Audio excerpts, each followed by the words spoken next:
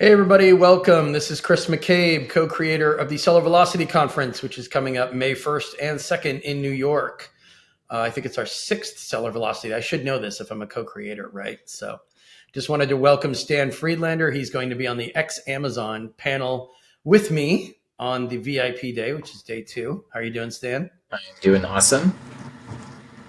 Sweet. Thanks for joining me for this. Some people listening to this already have tickets and they're just checking out who's going to be there and what they're going to be talking about. Others don't have tickets yet, so hopefully we can fascinate them into joining us that day.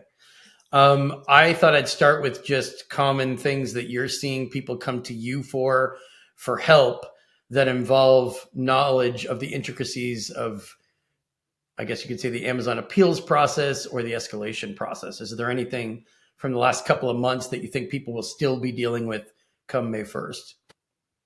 Well, I think we're seeing, I am seeing a bit more in regard to on the vendor side. I know this is a little bit more on the seller side, but on the vendor side, a bit more on terms negotiations that I would say Amazon is being a bit more stringent on specific topics.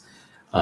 Um, and that could be on raising costs, it could be on um, where your items are price matching to other items and Amazon wanting to recoup some of those losses. They are more likely to follow up with you. On the seller side, I would say I'm seeing a tad more on the compliance side, um, a bit more on brand registry items where Amazon may actually help you if you are the brand owner, and they Right. may be less likely to help you if you are clearly not, or they perceive that you are not. So even if you perceive that you are the brand owner, or you think you've proven that you're the brand owner, if Amazon perceives that you are not, you are probably facing even more difficulty than you have in the past of proving this point.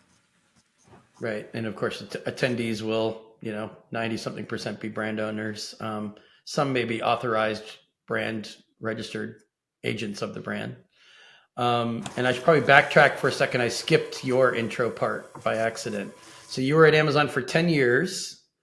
Um, I don't remember your last title, but do you want to just give a quick summary of maybe Sure, not all I 10 years, but yeah, I what you worked were at doing the last Amazon. couple? No worries. I worked at Yeah. Amazon from '08 to 18, mostly in the softline space. Initially running the apparel one piece side of things. Actually launched free returns way back when in 2010. 2012, I moved to footwear, ran the footwear business, both first party, third party, full P&L. Until 2016, I did some things like shut down endless.com.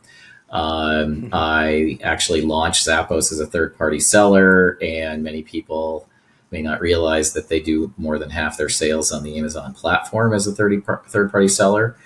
Mm-hmm. I'm sure Zappos will give me credit for that. And I moved to Japan in 2016 and ran the apparel, jewelry, and watch business for Amazon.jp out of Tokyo. I do not speak Japanese. Half my team couldn't speak with me, and Amazon hires no translators. So that was a fascinating experience.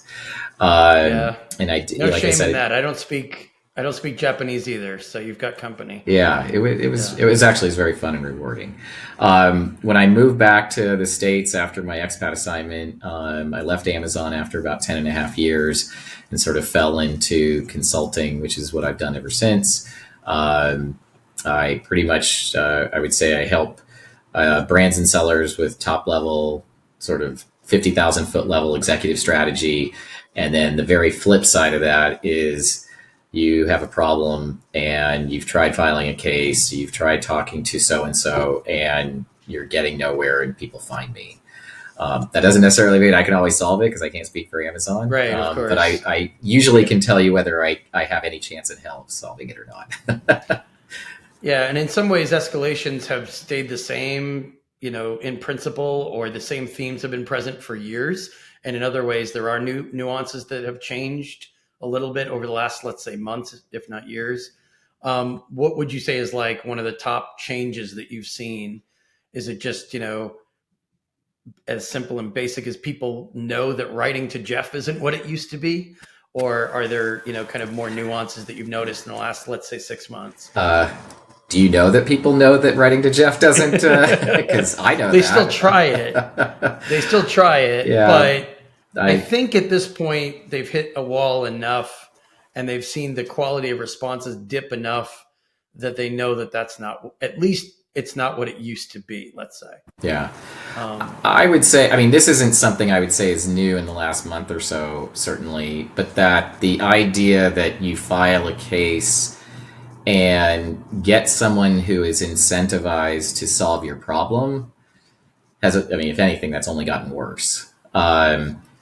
Thinking about how you can figure out that your problem is bigger than just you, rather than speaking to Amazon from a standpoint of why this impacts you, why this is so bad to your brand, or why this is detrimental to your sales. I hate to say that's not how they don't. I don't want to say they don't care, but they don't. The reality is what you they're have to going to. make them care, Yeah, the way right? you can. Yeah. That's a good point. Thank you. The way you can make them care is to pointing out how this is systemic.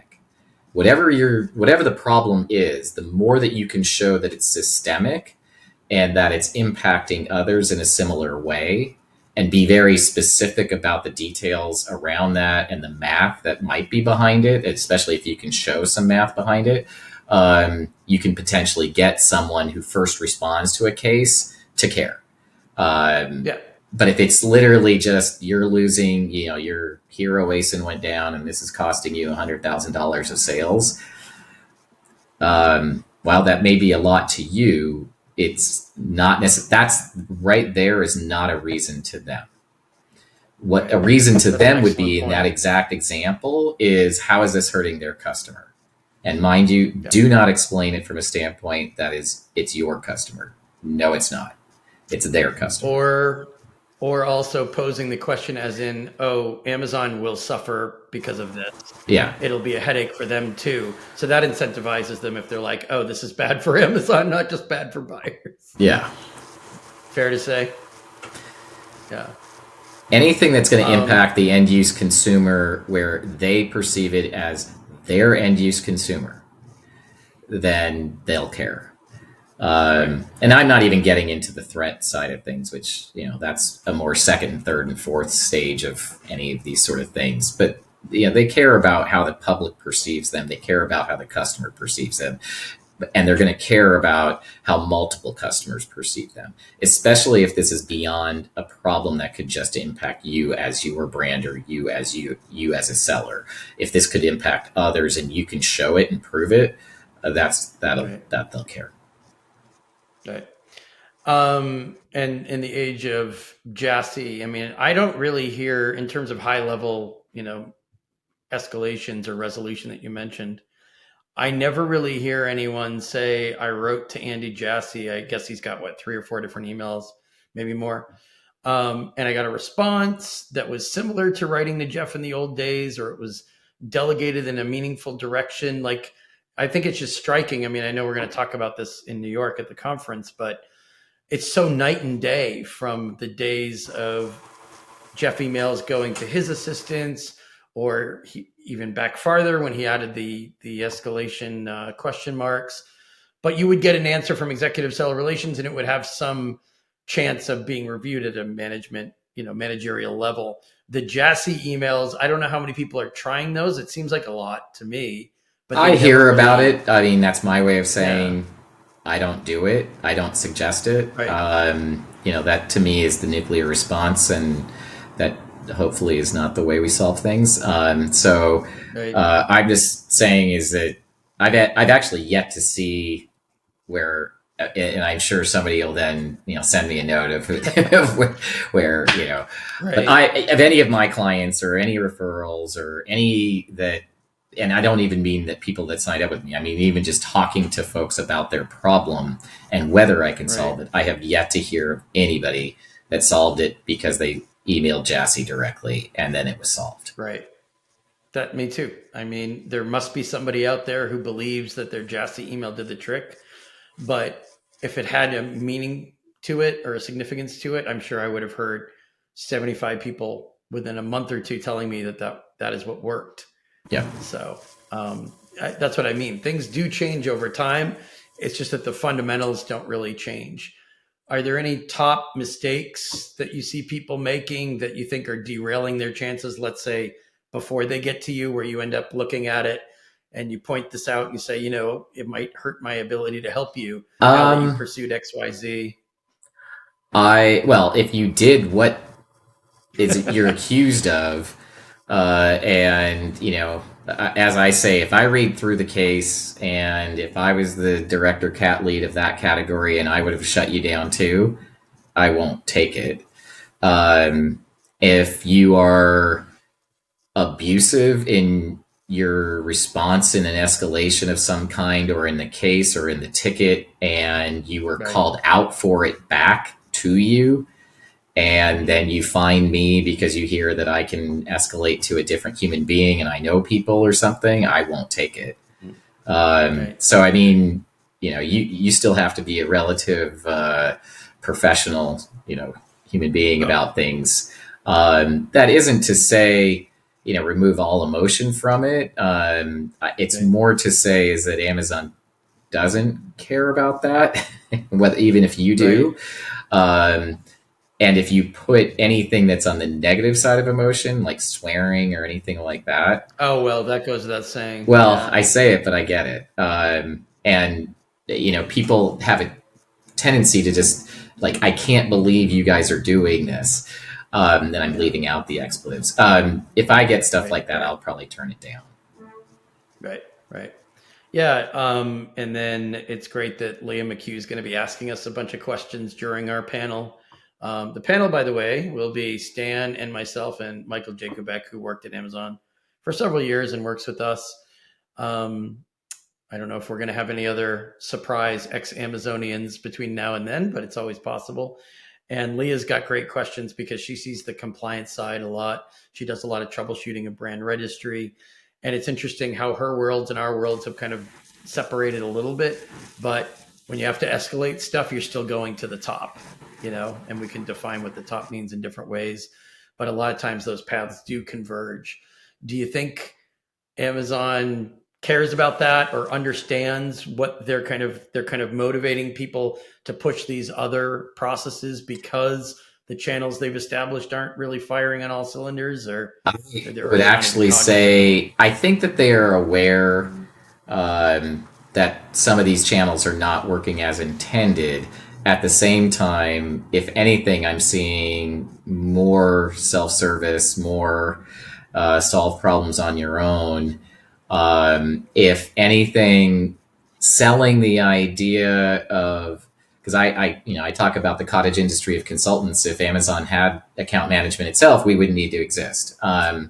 Right. And yet, every opportunity that Amazon sort of tries of creating account management, the reality is that account manager is a fairly junior level person, and their ability to solve problems is really the degree to which how long they probably are on their job and do they have some level Mm-hmm. of experience. And we all know that they're going to probably move within a year and a half at most anyway. Oh yeah.